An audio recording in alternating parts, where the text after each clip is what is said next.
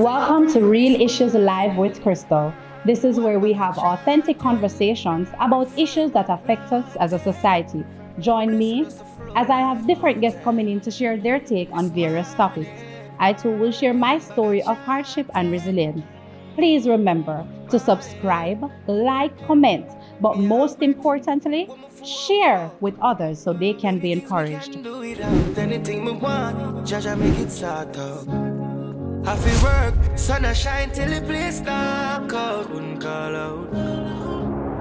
Them a talk about awkwardness, me nah look. Welcome back to another episode of Real Issues Live with Crystal.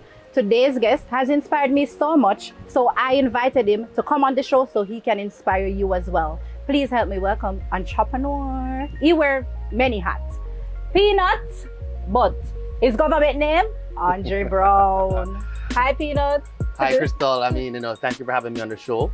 And, I'm here to share as much as I can, with my journey that, I've traveled for so long. Right. And, to share those experiences on this amazing platform that you are now giving us as entrepreneurs to inspire the next, generation of entrepreneurs out there. So it's a pleasure being here. And thank you for having me. Definitely a pleasure having you. I know that you could be anywhere right now, all over the island. That is true. But you choose to share it with us, and we do appreciate that. All right. So before we even go into entrepreneurship, right, I want you to tell us about young Pnut. Well, I can say young Pnut. I'm a guy of a very humble background. As someone once said and contextualized, I'm a barrel baby. My mother, she was living overseas, working to provide for the family. And, I live here in Jamaica with my granny.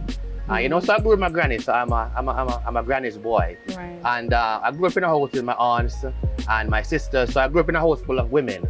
And, I don't know if that made me spoiled, but at that time I was Miss Pearl's one grandson. So, Miss Pearl one grandson, he can't do anything wrong, Right. So, I grew up with that background of, a family, an extended family, that was filled with love and care. As much as, it wasn't the uptown or, the more well off, but at that time I didn't understand the difference because, I had food, I had shelter, I had family, I had friends, and to me that was a normal life. It is, when I got much older and I got to understand that, we were poor. But at the end of the day, I didn't feel that way because I had a very, great childhood with the infrastructure that was provided for me by my grandparents and my mom and the rest of my extended family. And I think, whenever I think about it, I think that is one of the biggest motivational factors for me, why I go this hard, why I never take things for granted, and I'm always on the go. So I think that played an important role in my development and just how I look at life overall. So, I have to give thanks for that. It was a blessing for me. And, maybe if I was in another environment, maybe I wouldn't be as motivated, as driven for success. So, I give thanks for that. And it is why I'm here, sitting here with you today. Yeah, and I'm just here nodding because I see a lot of myself in you. I too was a barrel baby. So my mom, she left when I was pretty young, 3 months old. And so I didn't have a mother figure. However, just like you, I had the grandma, I had the auntie, I had the sister. So I can just be here nodding to say, I definitely see myself in you. And I didn't feel less than a woman because my mommy wasn't there, or less than a child because I had a love from the community. Right. That is important. That is important. Yeah, I have my teacher. Teacher would take me up, church baby. So I had the love from everyone. So I definitely can attest or kind of have some similarities in us. That is it. And lucky, funny enough, well, I wouldn't say that, but I think kids like us, we grew up with this sense of appreciation. And just be grateful for life itself and independence. Yes. So maybe that's what led you to start your own business in high school. Oh yeah. So I want you to, I've heard your interview, but I want you to tell my guests about how you got the name Pnut, how you started your journey from high school, from Yardy Vibes, because maybe most of them just know you as Social Butterfly Boss, right? Yes. But I've known you since back then, Yardy Vibes. I think you were one of the first promoters to bring, who was it? Was it Rick Ross? Rick Ross. Right. Yeah. I remember that, Jamaica. to Jamaica. From Short Circuit. Short See, Circuit, I know yes. the thing there. Boy, the history, Yes. the So, history is long. Take us back from the first entrepreneurship job right up to Social Butterflies. Well, I got bitten by the entrepreneurship bug, I would say in high school. Right. And, you know, and that was, I think I was in, the 9th or the 10th grade, I believe, not sure. But at that time, I was already called Pnut. And funny enough, so my proper name is Andre Charles Brown. Oh. So there's this popular comic strip called Charlie Brown and the Peanuts Gang, which was very popular back in the day. Oh. So when I went to Cornwall in high school, everybody had their nicknames, and they're like, yo, you name this, you name that. And somebody say, hey, what's your nickname? I say, yo, my name Charlie Brown, because, you know, it was a big thing. And, you know, I have some aunts who used to call me Charlie B back in the day. So I said, yeah, my name Charlie Brown. And this guy's like, no, you don't name Charlie Brown. You look like a big-head bird named Pnut. That's Woodstock, little yellow bird, because I was very skinny and I had a big head back then. So, you know, the big-head yellow bird. I was like, yo, don't call me that, my name Charlie Brown. Like, no, big-head bird Pnut. Right. And, you know, in high school, all boys, you know, once you get a name and you start to fight the name, that's it for you. So everybody started to call me Pnut Head, and, you know, it just grew, and everybody had a nickname. So I just started to introduce myself as Pnut because everybody started to call me. I don't know, it's high school, so you know, it is what it is. Right. So fast track, I'm in 9th or 10th grade, you know, not to be specific. And back then I wanted to be an engineer because I always liked, I was fascinated by airplanes and how do they fly. And whenever I passed the airport, I'd ask my parents, how do airplanes fly? Like, how does that work? I was very curious, but, you know, back then there's like, oh, yo, God inspired man to build an airplane. You know, they couldn't give you a proper engineering explanation. So, you know, you took it as it is. Right. So I was always fascinated by that type of thing. And I wanted to become an engineer, a mechanical engineer, as a matter of fact, because I sought to find out how does one learn to build an airplane. Right. So mechanical engineer, I was told. And even the all-boys school, they would normally push those kind of careers. Exactly. Cornwall, right? Exactly. So I'm in the 9th grade, and you know, so I realized in high school that you know, and I've learned this in life. Everybody has a path. You know, you'll not be the best mathematician. You may not be the best at accounting, but there is something that you can do that many people cannot do. And I think finding that out from early is very important, because a lot of kids, they think that they're not smart enough, or you know, they're not as bright as the next person, but maybe that's not your calling. So I struggled with that because I was a bright kid. I went to all-age school, Glenavon All-Age, and I sat common entrance at the time in grade 5. Right. And it was unnatural for persons to pass at grade 5. And I passed at Cornwall, right? Because, you know, my aunts went to Alvernia, so I was always an academic. Because they'd always say, come do your homework, and I had that structure of help. So, you know, I took my schoolwork very serious. So I had that balance. So, you know, going into high school, you know, being the star boy at Glenavon All-Age, going to Cornwall and seeing all these bright kids. I didn't go to grade 6. So I think that kind of, you know, set me back a little bit in academics, because most of these kids were grade 6 and a bit more advanced. Grade 5. Was that because of your age? No, I was just smart. I was just smart. I was the only guy in the history of the school, I think, that ever passed from grade 5 at that level. So, you know, going into this melting pot of different backgrounds, you know, I realized that, you know, I wasn't catching on too quick. And moving up to 9th grade, I realized that some of these subjects that I wanted to do to become an engineer was just not working out. Right. The physics. And it was just not my thing. Right. So I developed this love for business, and there was a subject called Principles of Business. POB. And I had this great teacher, can't remember her name, it's a shame, but you know, she always say, you know what, Mr. Brown, you are very good at this. very, very good at it. I think you should consider a career path in business. Right. But it's like, okay, no problem. So I think again, 9th, 10th grade, we had SBAs to do, so you had to create a business. Right. So, I created a food vending business where you had to go around and sell snacks and do the accounting and learn how to keep your books and the whole accounting piece. So I started that business. So I had peanuts and I had and I think I had another chocolate bar. Yeah. So I was very well known because I was a trouble man and I was a vibes man at school. So everybody know peanut. So everybody support you. Yeah, in high school you have the different sets of boys, right? So I had one of them. And I used to I hang around the football team, blah blah blah. So I was pretty well known. So when I started my peanut business now, and I started to go around, I started to sell peanut. I started with like 2 bags of peanut, and by the time school started, the 2 bags of peanut done. I said, hold on. 2 bags of peanut done.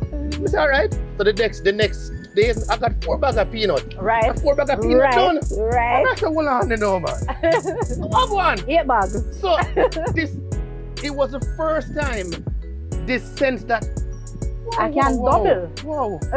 This is, and I look in my, and I was like, I'm making money. So I said, all right, no problem. So that continued, and I kept doubling up, stocks keep selling off. So I said, you know what?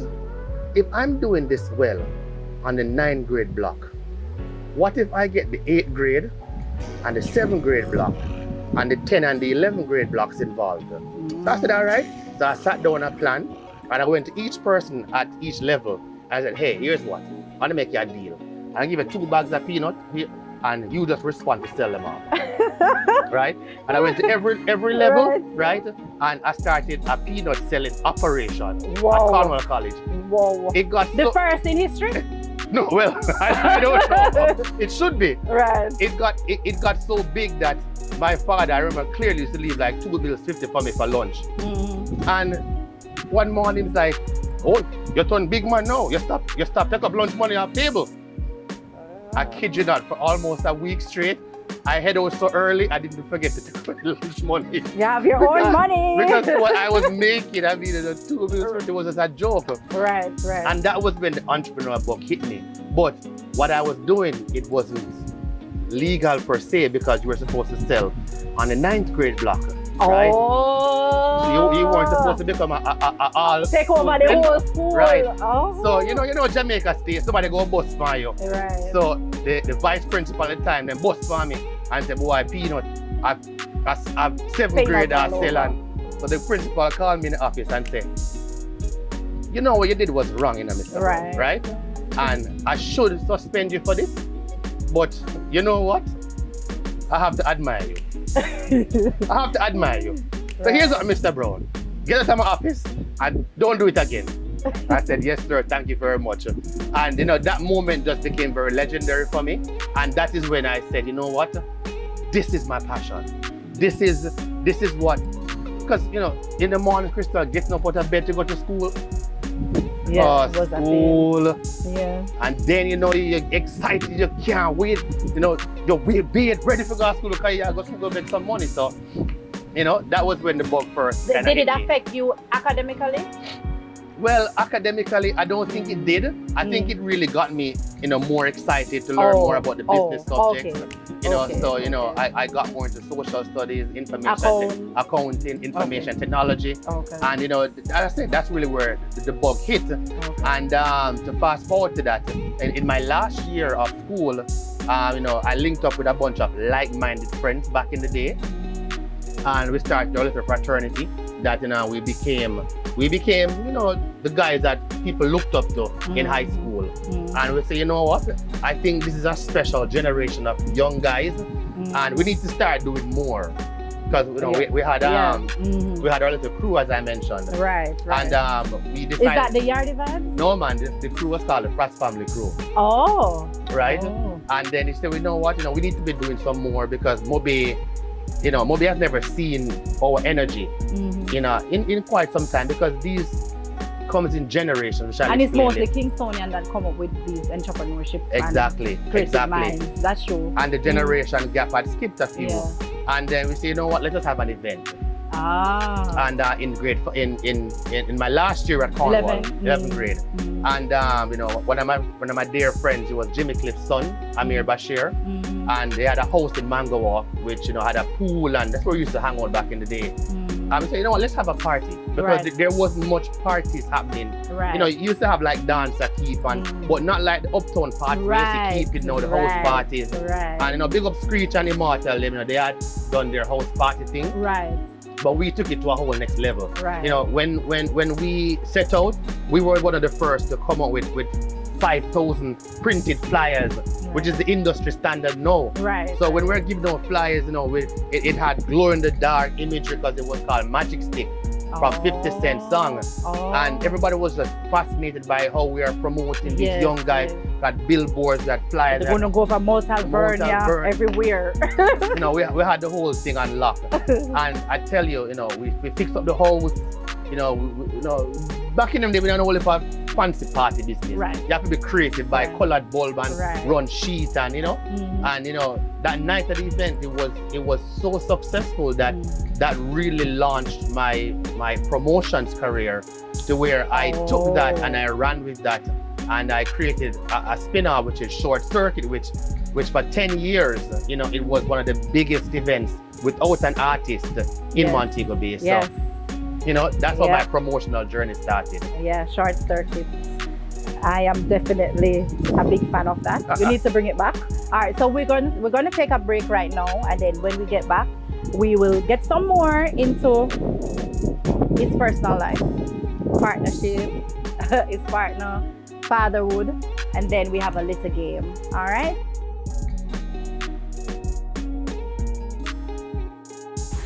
Welcome back to Real Issues Alive with Crystal. So we're on set with Pnut. So Pnut, Short Circuit.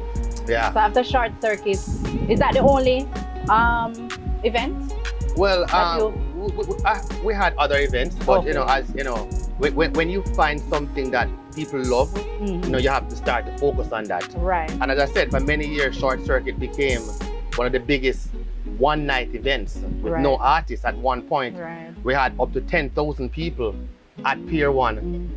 And I sent you a picture to post just to back that claim up, so you can say ding, and you point it right there. But you know, that became such a huge event. You know, that's when Red Stripe and all these big sponsors, Digicel and all these big brands started to look at Mobe, because back then, only Reggae Sumfest and those big shows you'd find like Red Stripe. So you and the sponsorship. You just find these big corporate entities now sponsoring parties.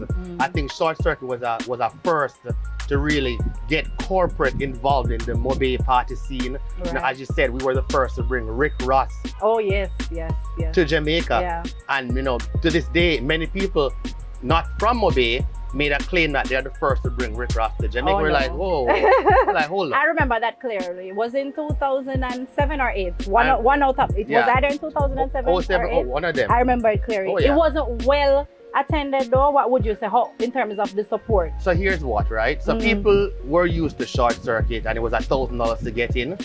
And obviously you're now moving to a much bigger production, and you know, you have to charge more. We had Vibes Cartel, we had Bobby Valentino, who was an R&B superstar, Merital, and Rick Ross, and some other artists. And you know, obviously, if you're now putting that big of a production in place, you have to raise the prices to get in. And back then, you know, people weren't used to paying nothing more than $5 to go to one party. That's true. So when we came and we said, you know, $3,000 pre-sold, $4,000 at the gate. To them, that's a lot. It's like, and then not just that, nobody believed. Oh yes, that Rick Ross was coming.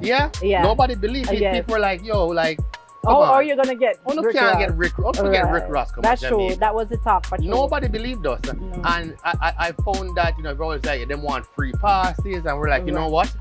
If we are going to go down with the show, we're going to go down with the show, because we are setting this to a standard. We are elevating the events space in Montego Bay, and this is the price to get in. And it was not as big of a turnout as a $500 party, but for a party for $4,000, it was fairly attended. RT showed up, everything that we promised, you know, it Delivered. manifested. And our next event after that, it was another huge sellout again. Right. And I learned a lot about people Yes. and their mindset, about how they support you in your business. That was a huge eye opener for me where business is concerned.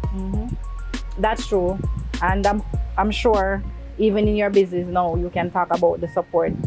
All right, I know we could take all day, but I remember, is it Bad Dog that you had started, or tell me about the hot dog stations, because I remember when I used to go Pier 1 in the nights, I used to ensure that I get my hot dogs and stuff. So tell me about the hot dog, how that started. Well, even before they get the hot dog, I want to shout out yardadvice.com. Yes, oh yes, because that's how I know you. Yeah, I want to shout out yardadvice.com. Yes. I know, for most people that don't know, before there was Facebook and MySpace and High Five, you know, we had a platform where we would go to events, take pictures of people, and we would post those pictures on the internet.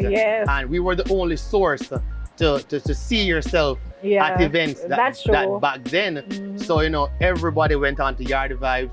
People were living up, you know, overseas and wanted to see what was happening in Mobe.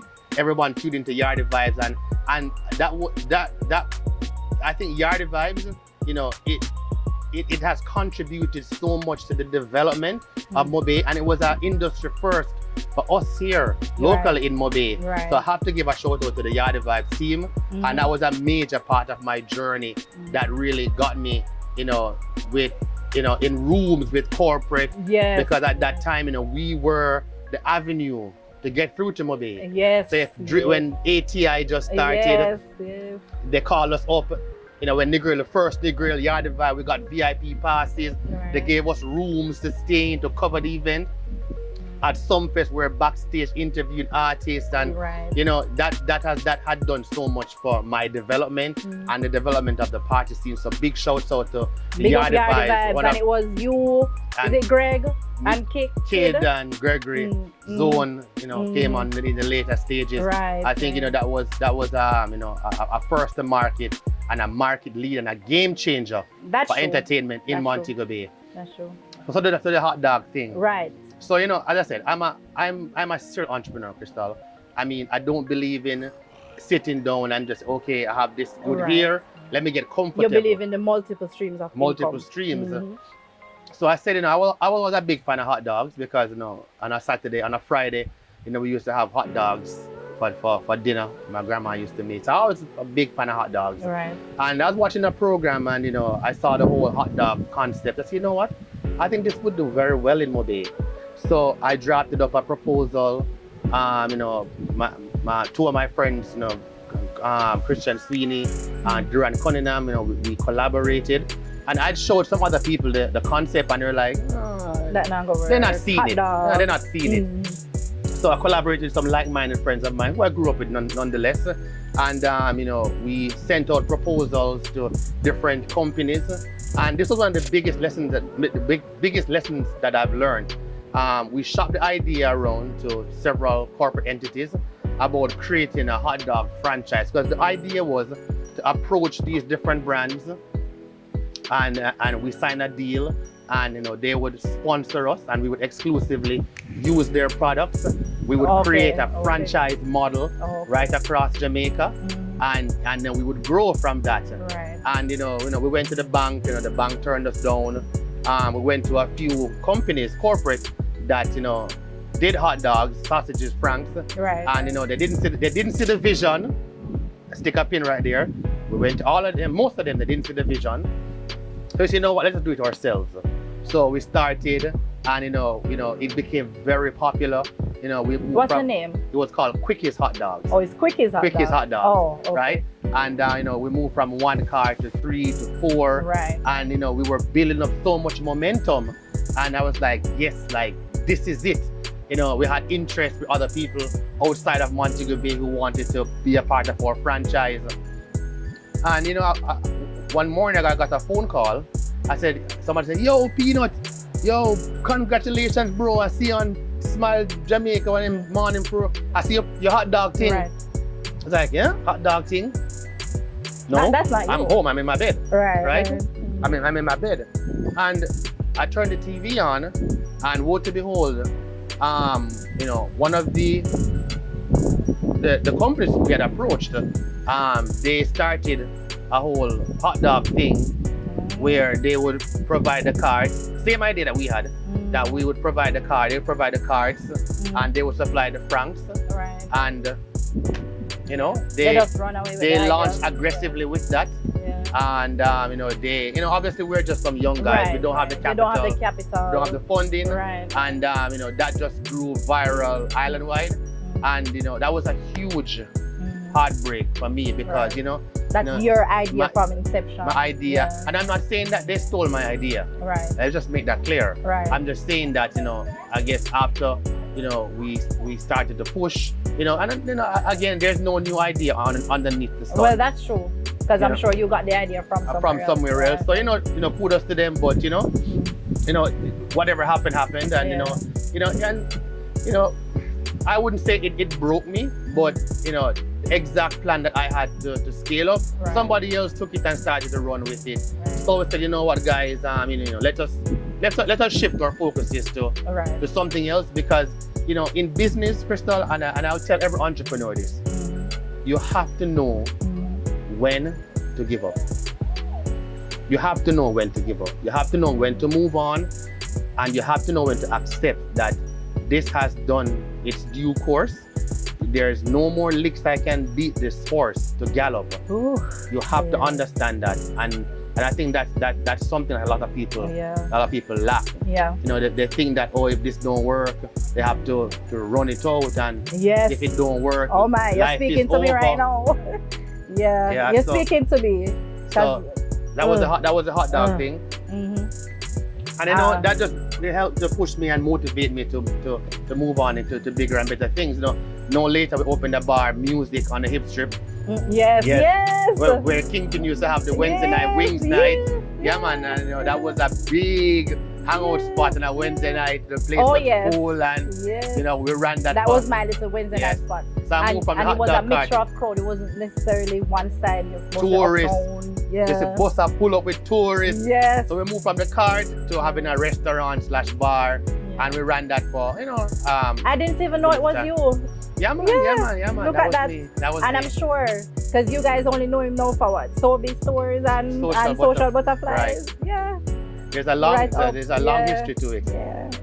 Yeah, but guys, that point that he made about, you know, learning when to give up, I had to swallow that hard pill with my business as well. But some will say, Pnut, some will say to you, but you need to keep fighting, don't give up. So it's like, isn't it contradicting? How do you really know? So here's the thing, and I've learned this along the way, Crystal, that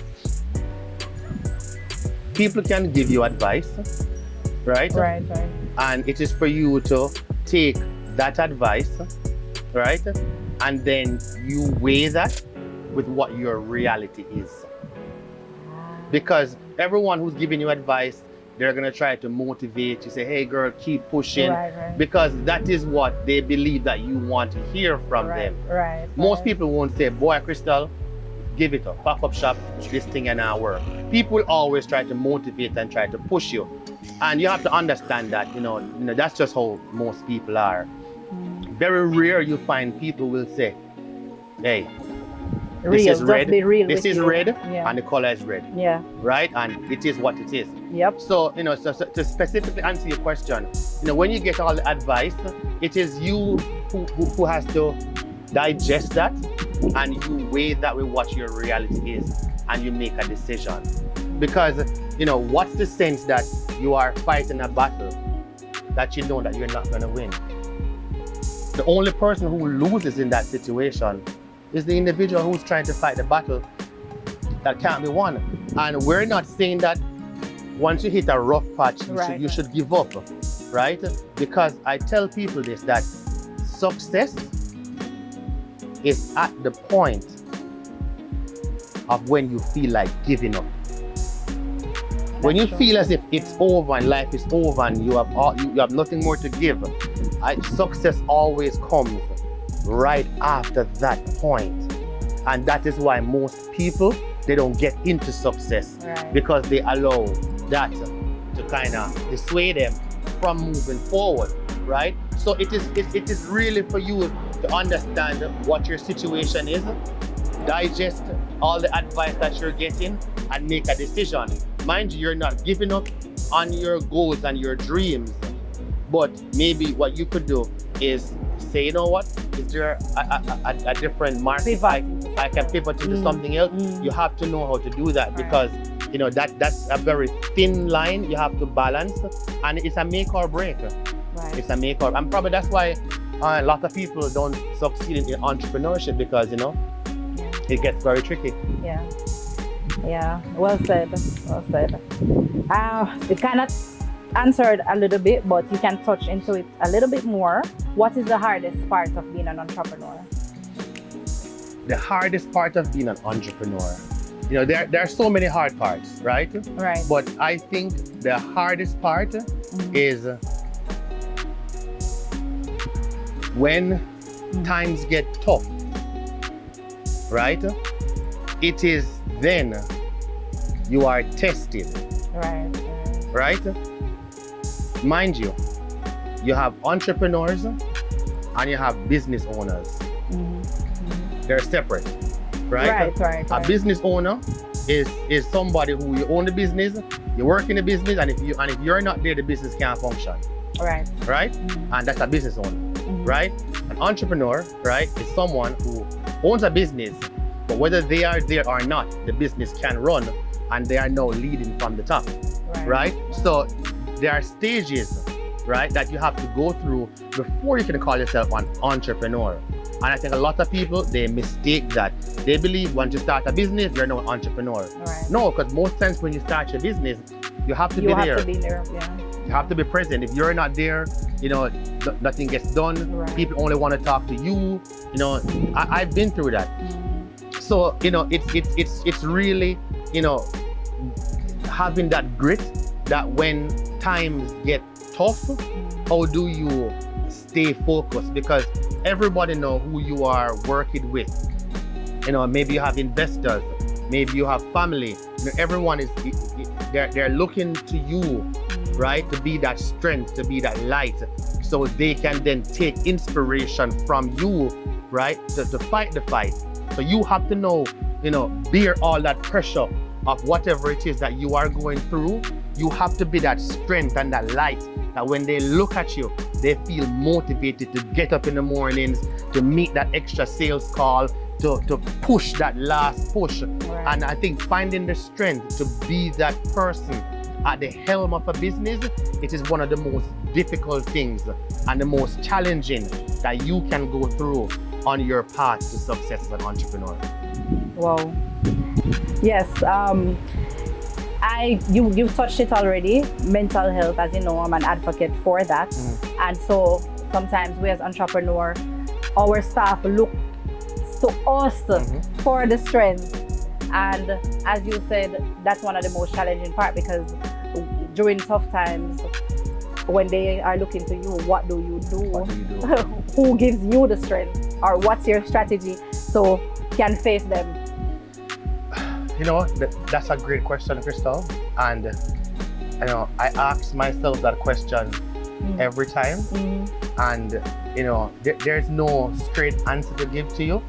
And I believe that you know, your life's journey, you know, what you've been through, your challenges, your hardships, you know, your failures that you've gone through, you know, the transitions that you make.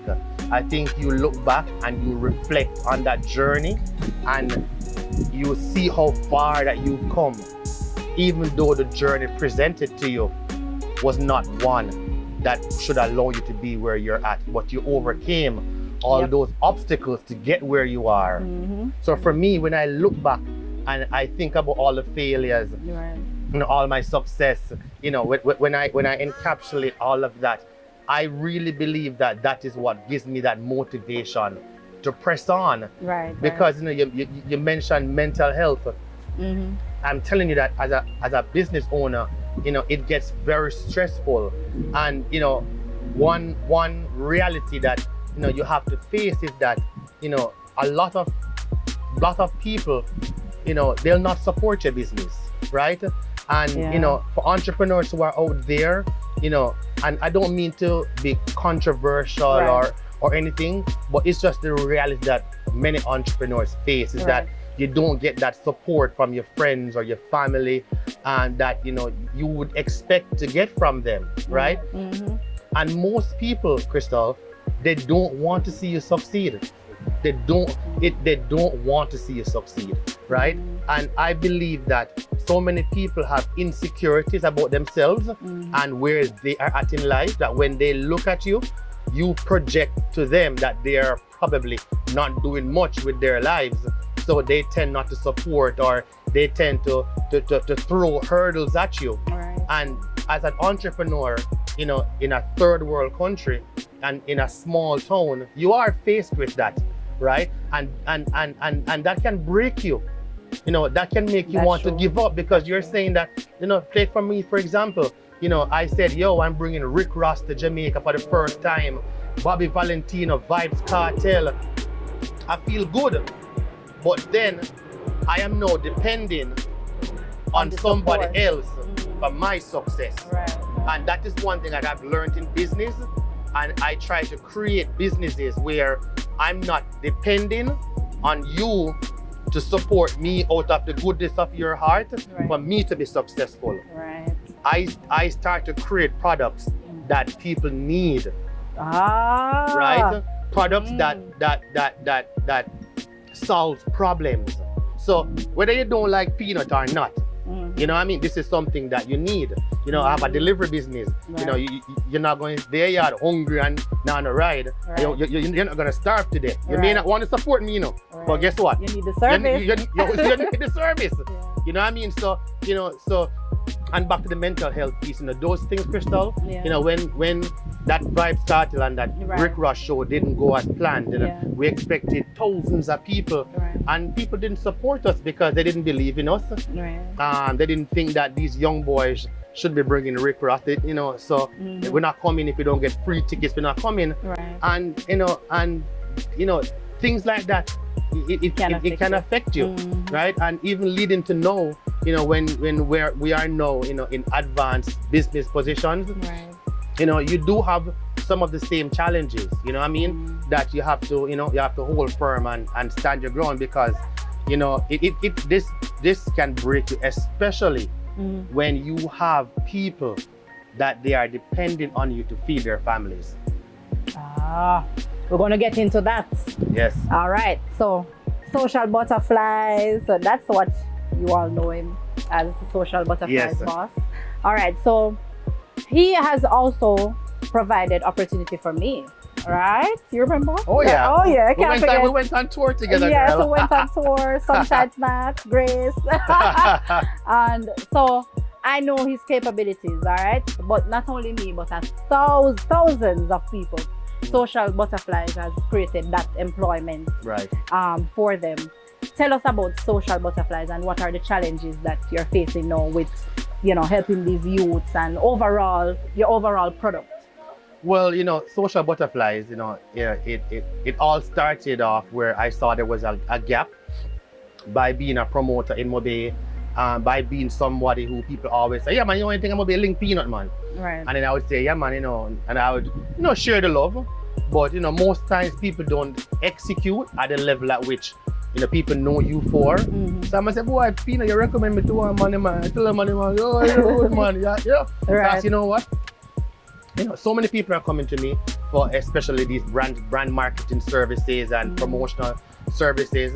And as I said, I wanted to transition out of the party space. Right. Because, I spent 10 years in it, 10, 15 years, and it did a lot for me, but not what I really saw for myself long term. Right. So, Social Butterflies was developed out of a niche that I saw needed that professional brand marketing and promotional services. Definitely. So Social Butterflies was born out of that.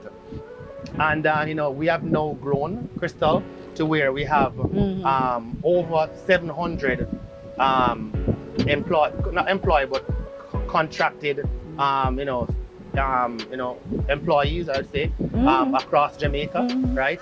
And we now work with some of the biggest brands in Western Jamaica, and not only Western, in Jamaica, right? Right. And you find that, you know, when these big brands, they're looking for a solution where, you know, they can say, hey, you know, like as you said, Grace or Sunshine Snacks, you know, they'll call and say, hey, Andre, we have 50 stores in across the island, execute, and, you know, we would like, you know, 2 brand promoters each. We want this, we want this, we want this, we want a that. host, We want MC, right? Right. And that's a massive undertaking, right? And not many people can execute at that turnkey level.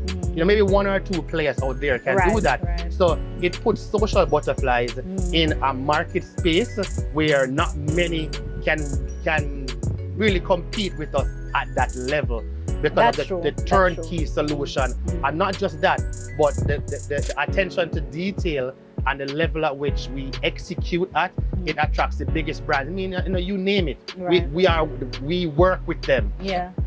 But, you know, you find that you know, this job, this business, it provides a lot of opportunities for young women. Right. And, you know, and you know, being the owner, you know, there are so many things with young people. You know, they have abusive homes. They don't have any fathers. They're struggling.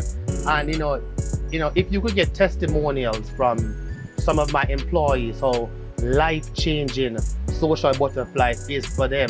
You know, not just, you know, on a financial level, but just as an institution where they can interact and support, and, you know, so, you know, that plays a huge role in their lives also.